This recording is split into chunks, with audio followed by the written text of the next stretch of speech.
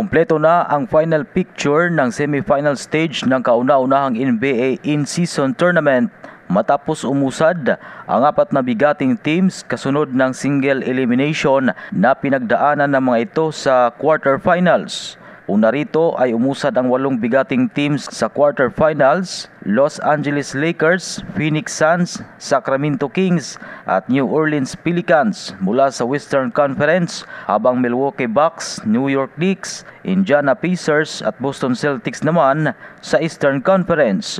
Matapos ang single elimination ay umusad ang Lakers at Pelicans mula sa West, habang ang Pacers at Bucks naman ang namayani sa East. Batay sa bracket fight na itinakda ng NBA, maghaharap ang New Orleans Pelicans at Los Angeles sa West bracket. Ganon din ang Bucks at Pacers. Gaganapin ang semifinal match sa araw ng Biyernes, Disyembre 8, bukas oras sa Pilipinas. Ang mananalo sa dalawang nabanggit na laban ay silang uusad sa championship match na nakatakdang ganapin sa Disyembre 10. Ang in-season tournament ay isa sa mga ipinasok ng NBA management na pagbabago sa liga ngayong taon. Sa ilalim ng naturang torneo, ang isang team na nakaabot sa quarterfinals ay makakatanggap ng tig $50,000.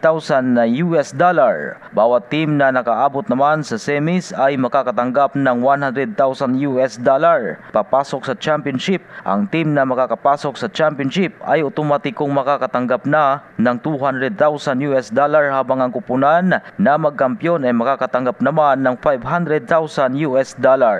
Maliban sa cash prize, magkakaroon din ng NBA Cup, habang isang player din ang tatanghalin bilang in-season tournament MVP.